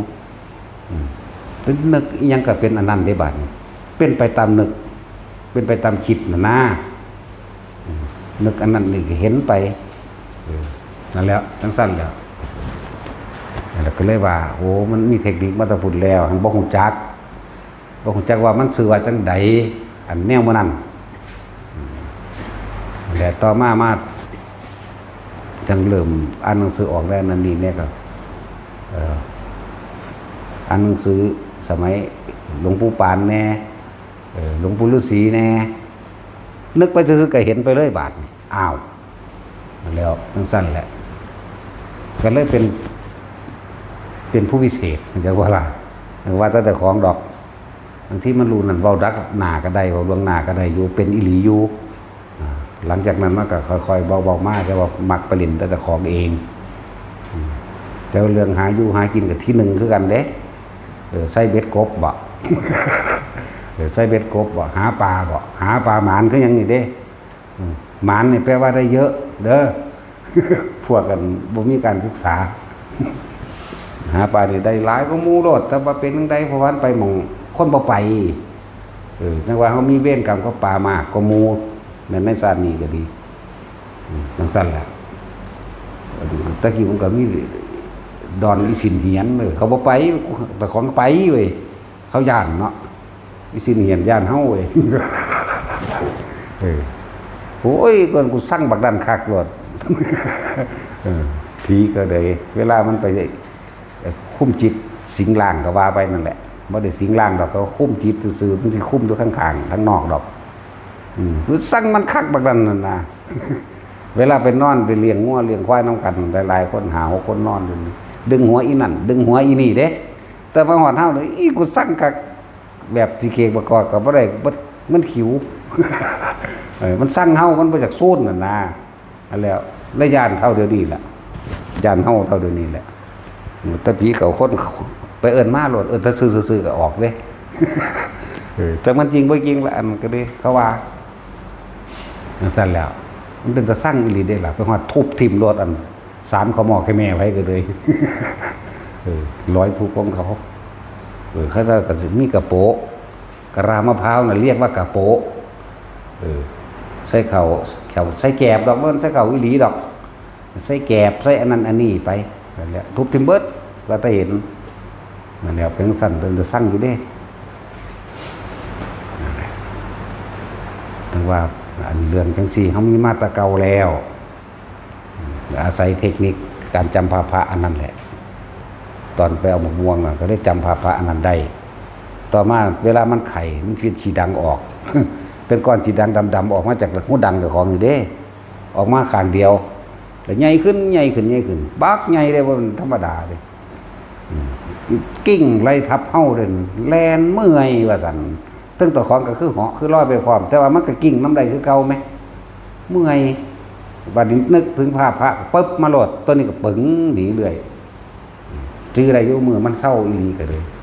อันเป็นกำเริดเขาเอื่นกำเริดโดยภาษาบ้านเฮาเนาะนาทียุปหาหรือปหกไปเลี้ยงควายดอกมันไข่แห้งจนถึงนอนเลยล่ะนอนเอาตัวเองนอนอยู่ตรงกินดินทรายพูดหลังอยู่ทางหน้าพอใจสุดที่บ่แม่นหน้าวันนั้นพูดเลยหน้าไทยบันประวายดอกกันพวกไทยบันประวายเขาถึงจักดอกตะพูเนี่ยมันมีโพ่นคอยบักไงอยู่ดอกขั้นแดะหน้าเขาจะบักไงซึ่งเป็นทางลงมามหาดอนนี่สิเนียนนั่นแหละเดี๋ยวเราไปยุ่งให้หน้าให้นั่นแหละแล้วก็นึกถึงภาพพระอันนี้แหละพระเกิดกลายเป็นแก้วประกายพึกวันเกิดกลายเป็นระยิบระยับแบบจักรพรรดิตอนนั้นก็เสื่อมหายค่ายออกมาเลยไข่ก็หายพร้อมหลังจากนั้นมาก็บ่ค่อยไข่ค่อยป่วยบันไดปวดตะแขวปวดแขวกำเคยไปถอนแขวเขาที่ผ้าอันนี้ที่ได้ไปผ้าทองอันนี้ก็เคยเอาเขาหนึ่งเสียบทองประจานไปทำกำแพงอยากบอกล่ะตะกี้เราถึงอดีตตะกี้ซื้อเสียบทองประจานไปตามกำแพงได้ถึง30 กว่าคนนี่แหละแต่ก้อนนั้นถอนแขวเขาก้อนได้ถอนแขวเขาก้อนขี้มันมีเลยได้ขี้ตะกี้ขี้นกเขาใหญ่มันขาพโมคคัลลาเด้ท่านดึงออกถึงมือเล่มเลยบ่ให้ตายแล้วก็เอามีดปาดแถ หนังมันออกแล้วเอาเกลือใส่ขนาดเกลือจะเป็นของราคาแพงได้ตะกี้แห้งขนาดได้เกลือเป็นของสำคัญเลย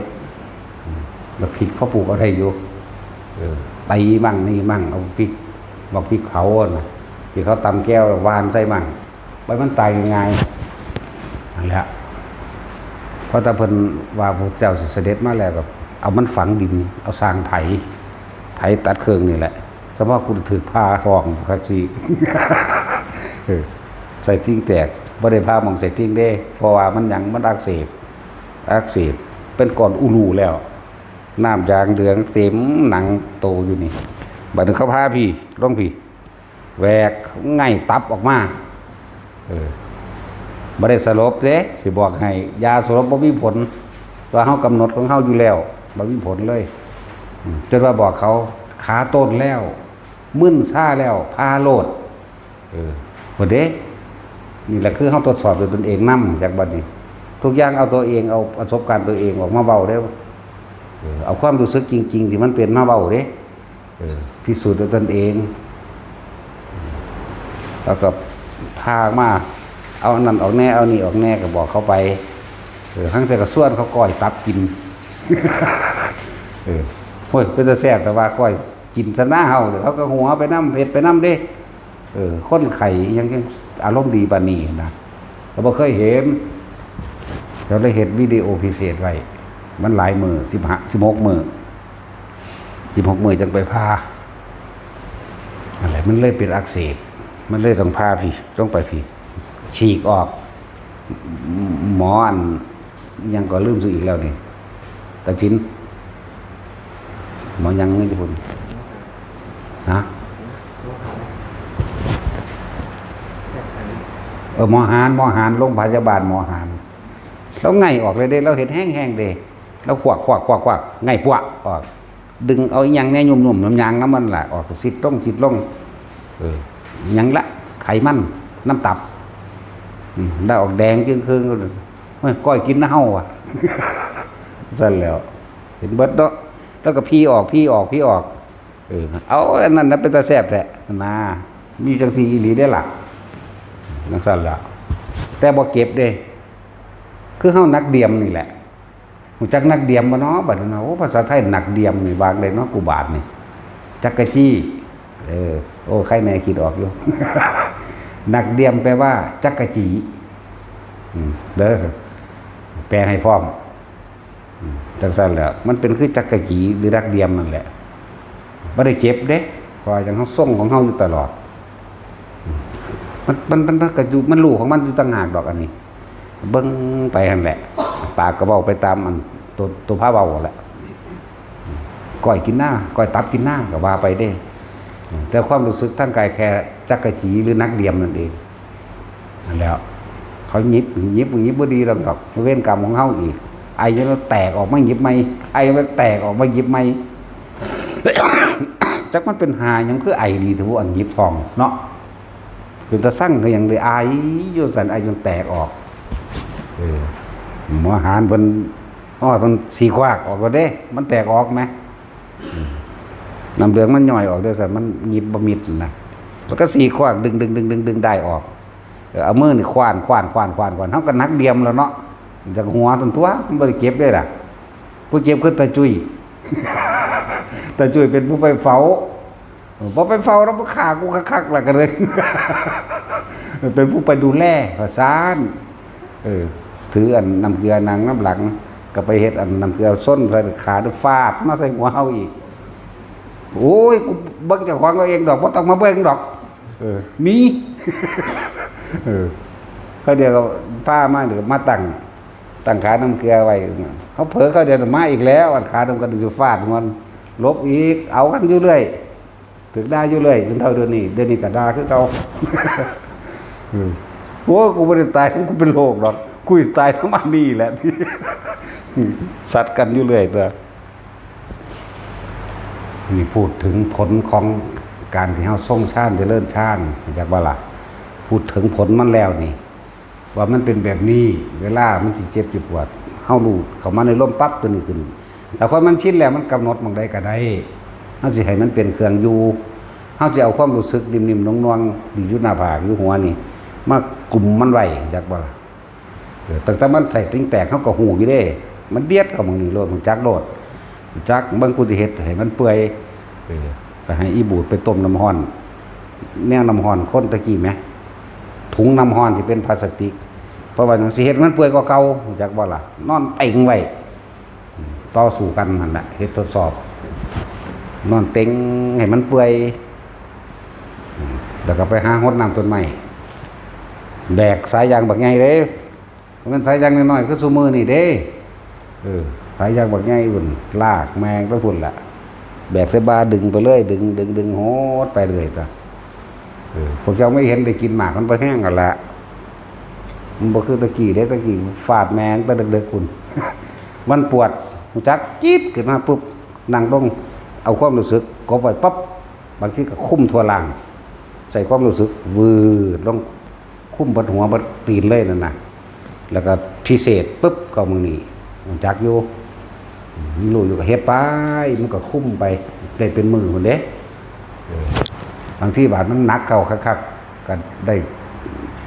หลายชั่วโมงถ้าก่อนแบบมันหนักมันจะว่ามันหนักมันติดแตกมันเจ็บแห้งปุ๊บนั่งลงไหมหาวิธีสลัดบ่ให้มันปวดนะเข้าใจบ่ล่ะแล้วก็ดึงความรู้สึกนี่ลงไว้คือเก่าเฮ็ดจังซั่นล่ะมันก็จอยลงที่มันอันมันบ่ย่อยนำก็สิมีส่วนย่อยก็สิมีอยู่ในหั่นแหละแล้วเขาสูบเอาอันน้ำหนองมั้ยได้20กว่าลิตรมั้ยบ่ได้น้อยเด้มึงว่าหลายเลยมามึงเป็นหมอจักซี่22ลิตรนี่แล้วเขาเรียกว่าสูบทั้งนั้นทั้งนี้สูบว่ามันธรรมดาดี20กว่าลิตรดิ22ลิตรมั้ยทั้งสั้นแหละก็เฮาก็เอาขวดน้ำลิตรมาเทใส่กันเบิ่งแม่มันหน่อยแหละมันอยู่ได้จังไดอยู่ในร่างกายเฮานี่พอกินยังมันก็ปูดออกนี่ มันปูดออกมาเบิดได้ซั่นเฮาเป็นหยังก็บ่ตายเฮาก็กินปิติเด้เป็นอาหารเลยเนาะจังซั่นแหละปิติเป็นอาหารซะมากกว่านะแต่ก็เป็นคนบ่ค่อยมากินน้ำพร้อมมื้อนึงบ่ได้กินน้ำหลายเด้หรือว่าน้ำขวดที่พวกเฮาใส่กิน7มื้อก็อยู่ได้เด้มันกินอยู่นี่ก็สร้างนี่เดี๋ยวนี้จนเท่าเดี๋ยวนี้จิบไปล่ะมันซั่นแหละบ่ค่อยกินปิติ มันก็อิ่มของมันอยู่ซั่นเห็นว่าล่ะสิแล้วมันยังน่ารักอยู่เด้เดี๋ยวตอนนี้ก็เลยเนาะจังซี่บ่ว่าบ่ได้กูด่า งั้นว่าพวกก็สิแล้วล่ะหัวแล้วว่าดูน่ารักก็จะย้ายตะกบหัวอยู่กันน่ารักก็เว้าโลดเจ้าต้องทำท่ายิ้มแบบทรงชาญเจริญชาญไปเรื่อยก็คือทำความรู้สึกตัวในจุดใดจุดหนึ่งแค่นี้แหละมันเป็นของยากเด้พวกเจ้าก็คิดว่ายากได้ภาษาอันนี้มื้อนี้นึงจับจุดมันได้แต่ก็อยู่จุดเดียวโลดเดี๋ยวมันสิคอยเห็นไปดอกความคิดเจ้าของเองมันแม่นตาเห็นเด้จักว่าล่ะรู้สึกได้ว่ามันบ่อยู่กับกายโอ้มันไปหาพวกนั้นแล้วเดี๋ยวมันจะดึงขึ้นมาใหม่เฮ็ดไปเห็นมารู้สึกอยู่ตลอดความคิดไปเลยมึงสิไปด่าไผมึงจะไปดูถูกไผมึงจะประมาทไผมึงจะไปยกย่องไผก็สร้างแต่ความรู้สึกอยู่ในตัวได้เข้าใจว่านี่ความรู้สึกนี่เป็นอุเบกขาเด้ถ้าตัวนี้หายเมื่อไหร่ก็ไปรู้สึกพอใจหรือไม่พอใจกับบุคคลสัตว์สิ่งของที่คิดถึงแล้วจิตมีที่ตั้งบางทีหนึ่งมันมีที่ตั้งมีความคิดนึกปรุงแต่งไปแล้วอารมณ์มันเกิดเมื่ออารมณ์มันเกิดภพมันก็เกิดเข้าใจว่าล่ะเพราะว่าเขาออกจากฐานไงคือฐานกายเวทนาจิตเวทนากายมันออกแล้วมันไปพูดแล้วเข้าใจว่าล่ะไปหาผู้อื่นแล้วมันเกิดแล้วอันนั้นภพเกิดจึงถามว่าภพหน้ากับพรุ่งนี้อะไรไกลกว่ากันแม่นว่าซั่นคนทั้งหลายบ่ฮู้จักก็ว่าภพหน้าพุ่นแล้วตายแล้วจังสิไปว่าซั่นเด้เนาะบ่แม่นที่เกิดตอนความคิดเจ้ากับอารมณ์เกิดพร้อมกันอย่าว่าล่ะเนี่ยเกิดตอนนี้แหละนี่คิดถึงพวกนั้นโอ้ยกูสั่งมันแห้งเด้นั่นเกิดแล้วเด้นั่นภพอารมณ์มันเกิดนั่นแล้วทิฏฐุปาทานก็คิดถึงไปแล้วปรุงแต่งไปนั่นแหละแต่ก็เปรียบเทียบโดยสิพระตุปาทานจากนั้นนี่ กามอุปทานน่ะลมพอใจในรูปรสกลิ่นเสียงอัตตาวาทุปาทานนี่ความรู้สึกได้ไปแล้วอยู่กับบุคคลผู้อื่นนั่นอัตตาตัวตนไปเกิดแล้วนั่นแต่จะว่าบาลีไปพร้อมก็ดีจะว่าระบาดนี่หันเว้าเนื้อง่ายๆนี่คิดสร้างคนนั้นสร้างคนนี้แล้วเกิดแล้วพบมันนะบัดนี้หยุดคิดเฮ็ดจังได๋ก็นี่แหละวิธีมันก็เลยอยู่ในร่มนี่มีอะไรอยู่หน้าร่มนี่หัวนี่เดี๋ยวมันก็หูจักเองดอกฝึกไปประสบการณ์ตนเองความรู้สึกของตนเองความรู้สึกของเจ้าของเองนั่นคือความจริงที่ตัวเองสิดูอยากบ่ล่ะความรู้สึกของตัวเองมันออกจากกายแล้วมันไปมีความรู้สึกที่บ่อยู่ในกายแล้วพบเกิดแล้วนี่ดึงกลับมาใหม่ต่อมาบาดนี้ความรู้สึกนิ่มน่วงณจุดใดจุดหนึ่งถือบนหัวเฮาถึงความคิดจะไปก็ไปเถอะปล่อยเลยบ่ต้องห้ามที่แรกให้ห้ามซะก่อนเพราะว่าเฮาจับจุดบ่ทันใดจุดน่วงๆบ่ทันใดห้ามซะก่อนห้ามเพื่อหยังเพื่อสิมันสังเกตสิกติแปลว่าสังเกตหรือศึกษาความคิดเจ้าของสังเกตคิดไปแล้วเนาะอ๋อความรู้สึกนี่ออกดึงกลับมาใหม่อ๋อขึ้นมาแล้วคิดไปอีกอ๋อความรู้สึกออกเอาไปมาดึงไปดึงมาจับจุดเอาจุดเดียวเมื่อได้จุดนี้แล้วความคิดไปสังเกตพี่เมื่อไรตัวนี้หายดึงกลับมาแล้วก็ปล่อยไปอย่าเพิ่งหามโดยที่แรกบัดนี้มีขั้นสองมันได้บ่ล่ะนั่นแหละจะหรือว่าเข้าดูเขาจับได้เองดอกกายเวทนาจิตเวทนากายร่วมเดียวเป็นจิตหนึ่งคือความรู้สึกที่เป็นหนึ่งหรือรู้อยู่เฉพาะเฉยๆรู้อยู่เฉยๆบัดความคิดก็คิดไปภาวะมันมีหน้าที่คิดนั่นสั่นแหละแต่ว่าเน้นย้ำแต่ละคนเด้อ พูดถึงว่ามันขึ้นอยู่กับเฮาเองเฮาเบาสุขให้ไผได้เฮาเบาทุกข์ไผได้เฮาบ่ละทุกข์ให้ไผได้เฮาบ่ละเวรกรรมให้ไผได้เด้ผู้นั้นต้องเฮ็ดเอาเองเด้แม่นบ่ล่ะซั่นแล้วฉะนั้นคำว่าอย่าประมาทในการสร้างสมสิ่งที่เป็นกุศลการฟังธรรมก็เป็นมงคลอันสูงสุดเลยแม่นบ่ซั่นการฟังธรรมเป็นมงคลอันสูงสุดนี่ก็เอิ้นว่ากุศลสนทนาธรรมตามการก็เป็นมงคลอันสูงสุดทำบุญไปในการก่อนหรือทำบุญตามการก็เป็นมงคลการตั้งตนไว้โดยชอบธรรมก็เป็นมงคลอีกเห็นบ่ล่ะจิตที่ถูกโลกกระทำกระทบแล้วไม่ไหวนี่แหละก็มันหังยิ่งมงคลเลยล่ะบัดเห็นบ่ล่ะมันสั้นแล้วนิพพานาสัจจิกิริยาเอตมังคารมุตตังเป็นผู้รู้แจ้งซึ่งพระนิพพานจบอยู่ตรงนี้ว่าซั่นประเทศมงคล38แล้วอันนี้ก็เลยบำรุงเลี้ยงมารดาบิดาเลี้ยงครอบครัวโดยสุจริตธรรมก็เป็นมงคลคือกันเห็นบ่ล่ะแล้วทำบุญไว้การทำความเคารพอ่อนน้อมทำตนต่อบุคคลผู้มีอายุหมายถึงคนแก่เฮาให้ความเคารพธรรมโดยร่างกายเขาแก่แต่ว่าเฮาบ่คุณธรรมบ่มีเฮาก็บ่เคารพถ้าเขามีคุณธรรมพร้อมเคารพ2อย่างจะบ่ล่ะแต่เพิ่นจึงบ่ให้ไปทำลายคนเฒ่าเขาจะบ่บาดแต่พอมันปากลายก็ตบปากมันแหละ เนาะตัดสินนี่แต่ให้ตัดสินตบเด้ แต่ว่ามื้อนี้เฮาเห็นเฮาฮู้แล้วก็เลยต้องว่าตั้งตนไว้โดยชอบธรรมตั้งตนได้โดยธรรมอีกนะยังความไม่ประมาทอย่าให้มันเกิดเพราะประมาทอย่าให้มันเกิดละอกุศลคิดเรื่องใดบ่ดีหรือไปซะหรือมีผู้ใดเว้าเรื่องร้ายๆนำความดีเข้ามาหักล้างขึ้นอยู่กับตนเองเด้บัดนี้สำหรับคนที่สั่งสมสิ่งที่เป็นอกุศลไผสิเว้าดีไผเฮ็ดดีเป็นได้ก็สั่งมันสิแนวบ่ดีนั่นมาหักล้างเห็นบ่สังเกตเบิ่งโลดเฮาสิอธิบายจังได๋ก็สั่งอันนั้นได้สั่น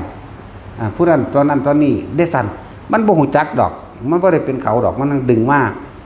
นั่นแหละสังเกตเบิ่งได้ว่าไผสั่งสมกุศลและอกุศล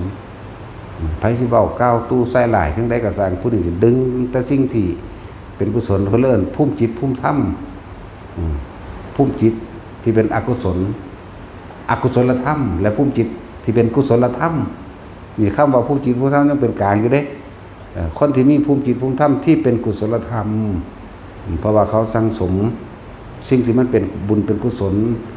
คือเน้นหน่อยมันเป็นหยังคือบรรลุ จังซี่บ่แม่นเน้นนี่เด้บ่ทันได้ว่าบ่ได้มาพยากรณ์เน้นเด้เดี๋ยวมันสิหาว่ากูย่องเอาเองอีกเนาะ คือเวลาเฮายกพระองค์นั้นองค์นี้ว่ายกย่องพวกเดียวกันกูบ่รู้จักเขาแม่นว่าล่ะมึงคือสิรู้จักเขาก็กูเด้อเนาะกูบ่ได้รู้จักเขาเด้เพิ่นเป็นคนดีสมควรที่ยกย่องขึ้นว่าเป็นคติตัวอย่างเฮาก็ยกย่องตัวเนาะเพิ่นเป็นผู้คนดีเพิ่นเป็นครูบาอาจารย์จังซี่แหมเพิ่นทำความดีไหมยกย่องพวกเดียวกันว่าซั่นโอ้ยพระคือกันยกย่องกันตัวเนาะอีแม่มึงนี่ แต่อยู่ในนี่ถึกด่าเบิดบ่ทันได้ย่องไผอยู่ อยู่ในนี่มีแต่ถึกด่าเบิดบ่เกี่ยวกันมึงหั่นเข้าใจว่าล่ะบ่เกี่ยวกับเฒ่าบ่เกี่ยวกับหยังพวกเจ้ายินดีพอใจก็ด่าก็ด่าแม่นว่าล่ะมันต้องยอมตัวแต่บ่ยอมมันสิได้หยังมันสิเห็นหยังนั่นแหละอยู่ในนี่ถึกด่าเบิด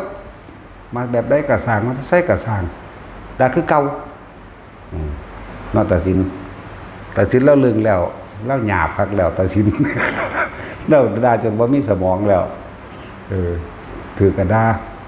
ผิดกระดาเสื้อกระดาบ่เสื้อกระดาจักมันเป็นจังได๋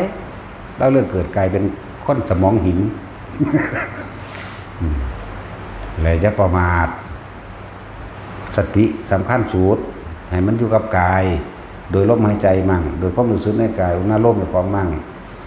จิตก็เฝ้าสังเกตจิตนั่นแหละเลื่อนว่าสติกำกับจิตก็ว่าอย่างนี้ออกจากฐานที่ตั้งคือกายเวทนาจิตส่วนธรรมคือสภาวะปรากฏการณ์ทั้งหลายที่มันก็เกิดดับอยู่หั่นแหละเราลัดเอาเกิดดับนั่นแหละผู้ใดสิบรรลุช้าหรือบรรลุเร็วขึ้นอยู่กับการสั่งสมการทำบุญไว้ในการก่อนมาเป็นเครื่องหนุนนำเด้อย่าขาดทุนทุกคนมีบุญมาทุกคนนั่นแหละบ่ทันมันสิเป็นคนบ่บ่ทันก็เป็นหมูเป็นหมาเป็นปลาเป็นงูไปตัวบ่ล่ะเสมอกันเบิดแล้วขึ้นอยู่ที่ตัวเองเฮ็ดเอาเด้เสมอกันเบิดทุกคนมีสิทธิ์ที่บรรลุเบิดเข้าถึงธรรมเบิดเข้าถึงความจริงอริยสัจรู้จักเหตุแห่งการเกิดรู้จักเหตุแห่งการดับผู้ใดหยุดคิดปรุงแต่งในความอยากใดดีไม่เป็นอารมณ์เกิดขึ้นบ่ได้ผู้นั้นก็เป็นนิพพานดับเย็นนิพพานนั่นน่ะมันมีตั้ง20ซื่อเขาเจ้าให้ซื่อในยะไว้เห็นบ่ล่ะเขาเจ้าเปรียบเลย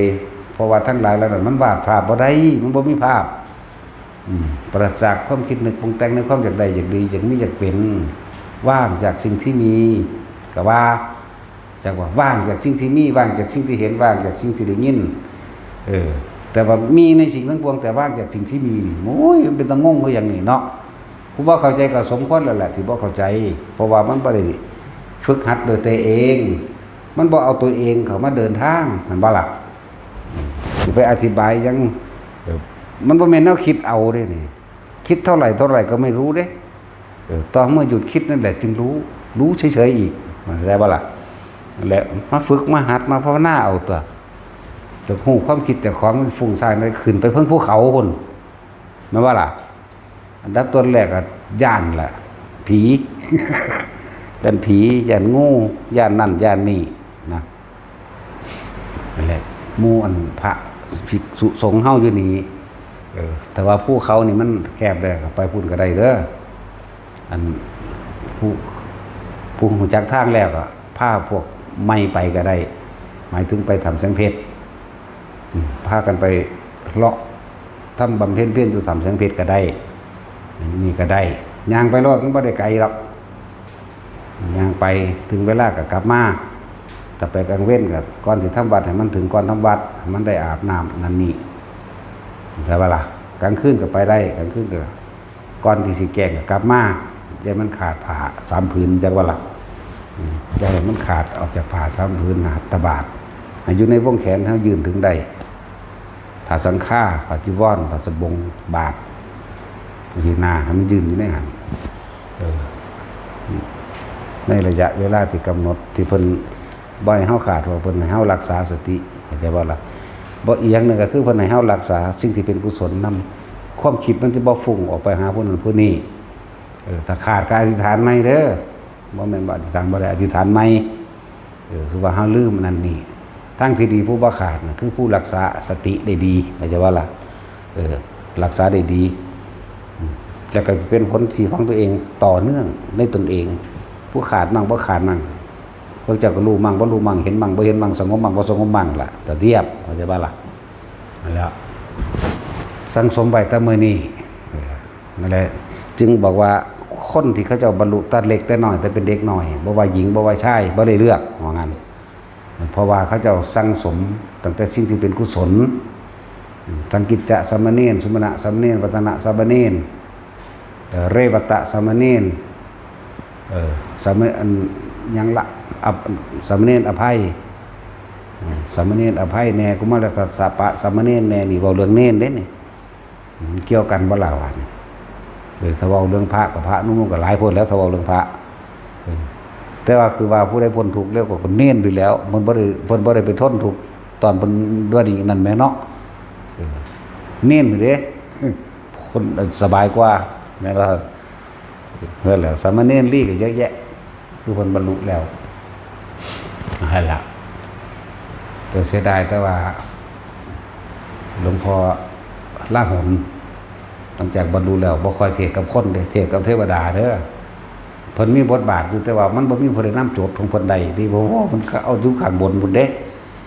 ตอนตายเพิ่นก็ไปตายเผาร่างตนเองอายุ9ปีนี่29นี่แหละเนี่ยเพิ่นก็พ้นได้เร็วเลยเนาะบวช7แม่นบ่แต่ว่าเพิ่นก็10กว่าปีอยู่ได้จังบรรลุใน10กว่าปีบ่แน่นอนอันนี้แต่ตอนว่าเพิ่นเข้าสู่อนุปาทิเสสตายทั้งร่างกายน่ะนะจังว่าล่ะเพิ่นก็เผาตัวเองอยู่ข้างบนเลยเผากลางอากาศก็คือพระอนุนอีกองค์นึงเนาะนั่นซั่นล่ะที่นี่สิไปว่าไผเพิ่นเขาเจ้าก็สังสมเขาเจ้าตัวเองก็สังสมของตัวเองตัวบ่มีผู้ใดเป็นละสุขละทุกข์ยังให้ไผได้เด้ตัวเองเฮ็ดเองล้วนๆเด้ตัวเองต้องขจัดเอาเองต้องความของความค่าของตัวของเองอาสวะของตัวของเองอารมณ์ที่ยังคล้องอยู่กังวลอยู่เหนี่ยวรั้งอยู่ผูกพันอยู่ยึดมั่นอยู่นั่นอาสวะก็ดีจักได้จักดีอย่างนี้เป็นมันอาสวะเบิดนั่นแหละจังว่าล่ะขึ้นอยู่กับตนเองเด้บ่ผู้ใดไปขจัดความมุนีออกให้เจ้าของได้เด้พุทธเจ้าเพิ่นก็ได้แต่บอกหมู่สงฆ์สาวกที่สืบธรรมสอนคำสอนมาได้ก็ได้แต่บอกคือกันเด้ล่ะนั่นว่าล่ะจังว่าคนที่รักษาศาสนาจริงๆก็คือภิกษุนักบวชเรียกว่าศาสนาบุคคลถ้าบ่มีบุคคลศาสนาก็เดินมาบ่ได้เข้าใจว่าล่ะมันเบิดแล้วจังซั่นแหละจังว่าฝากบอกไปอีกหลายๆหม่องแน่พากันรักษาศาสนาบุคคลหมายถึงภิกขุนักบวชแต่ว่ามีภิกษุนักบวชพวกเจ้าสิได้ยินบ่ฟังธรรมแบบนี้บ่ว่าสิเป็นไผองค์หลวงพ่ออินทวายหลวงพ่อต่างๆนั่นแหละซั่นแม่ว่าซั่นพวกเจ้าสิไปเอาความรู้มาจากไสแต่เฮาบ่รักษาไว้เนาะแต่ก็เป็นศาสนาเดียวเท่านั้นที่สอนมรรคมีองค์8อริยสัจ4ให้เห็นตามความเป็นจริงแล้วก็ให้พ้นจากการเกิดได้นอกนั้นพ้นบ่ได้นี่มีตั้งแต่หวังขอ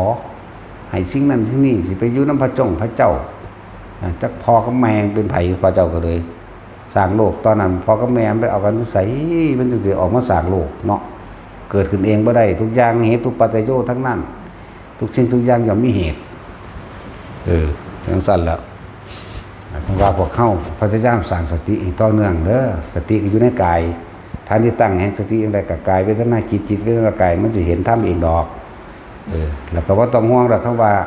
ทรงชาติเจริญชาติแบบนี้ไผสิไปเว้าว่าบ่บรรลุหรือบ่บรรลุก็สร้างหัวเขาอยากบ่ล่ะขึ้นอยู่กับตัวเฮาเองสิว่างหรือบ่ว่างต่างหากแม่นบ่สมถะกับวิปัสสนาตีคู่กันบ่ต้องไปอาศัยสถานที่ที่เงียบแบบบ่มีคนจังว่านี่คนที่สงบท่ามกลางความวุ่นวายได้คนที่สงบท่ามกลางเสียงก็กระทึกกระโคมได้คนที่สงบประจักษ์ความคิดได้ทั้งที่อยู่ท่ามกลางความวุ่นวายนี่แหละนี่แหละจังสงบแท้สงบแบบนั้นเป็นสงบเพราะมันมีกำลังก็บ่ว่าสงบแบบฌานสงบแบบเข้าฌานก็อาศัยสถานที่อันบ่มีคนผูกพันบ่ปริโภทบ่กังวลจักว่าล่ะบ่ได้กังวลน้ำญาติบ่ได้กังวลน้ำสถานที่ธรรมะบ่ได้กังวลหยังล่ะ หลายๆอย่างแต่ถ้าเฮาจับข้อเทคนิคมันได้สงบท่ามกลางความวุ่นวายเพราะว่าเฮาบ่เอาความคิดหนีออกจากกายแต่ว่าแท้ที่บัดกายเวทนาจิตเวทนากายอยู่ได้ดีธรรมคือสภาวะทั้งหลายที่มันเกิดดับธรรมสภาวะอะไรบ่ว่าสิรูปบ่ว่ารสบ่ว่ากินบ่ว่าเสียงคือทึกโคมอันนั้นอันนี้เห็นเป็นของไม่เที่ยงไม่จีรังยั่งยืนเห็นเป็นของไร้สาระบ่ควรถือเอาใดแล้วก็เห็นเป็นสิ่งว่าทั้งหลายทั้งปวงเหล่านี้สัพเพธรรมานารังอภินิเวสยะสิ่งทั้งหลายทั้งปวงมีความเกิดขึ้นเป็นธรรมดามีความแตกดับเป็นธรรมดาอันเราเองนี่แหละไม่ควรเข้าไปยึดมั่นถือมั่นปรุงแต่งให้เป็นได้ดังใจเราที่อยากให้มันเป็นเพราะสิ่งทั้งหลายนั้นมีแค่ความเกิดและความดับจากว่าล่ะบ่อยู่ในอำนาจการบังคับของตนก็ว่าไปแม้แต่กายเจ้าของกระเทยยังบังคับอะไรเนาะเฮาก็ยอมรับความป่วยยอมรับความผัดผากยอมรับความตายยอมรับนึงเด้มันมีหยังมากเด้ทางปัญญาเลยยอมรับนี่รูปเวทนาสัญญาสังขารวิญญาณบ่เป็นของรูปนี่บ่เป็นตายเหลือแต่เวทนาสัญญาบ่เป็นถ้ามันเข้าใจตรงนี้ได้มันก็บ่ได้อีหยังมากดอกคือละแค่ในอุปทานขันธ์ห้าอุปทานแปลว่ายึดขันธ์ห้าคือร่างกายแล้วก็ความรู้สึกที่อยู่ในร่างกายพร้อมมันแค่ขันธ์นอกเรียกว่าขันธ์ในก็พอใจบ่พอใจแต่เวลาไปเลยรูปกับน้ำละรูปกับน้ำละขันธ์ห้าละขันธ์สี่จากว่านี่ละขันธ์หนึ่งก็ว่าไปทุกอยู่ในขันธ์ห้าทุกอยู่ในขันธ์สี่เนาะทุกอยู่ในโลกนี้ลงข่อยผู้เดียวคือใจมันก็สิลาบไว้หัวหามหยังเนาะขันธ์ห้ารูปเวทนาสัญญาสังขารวิญญาณขันธ์ห้าขันธ์สี่เวทนาสัญญาสังขารวิญญาณรวมแล้วคือใจตัวเดียวหนึ่งบาทนี่รูปกับน้ำละขันธ์ห้าคือบ่มีความปรารถนาในความเกิดเป็นหยังอีกบ่เอาแล้วกูเห็นมึงแล้วมึงพากูทุกข์ความคิดจะว่าอะไรหยุดคิดก็รู้ละจึงว่านี่สมาทาน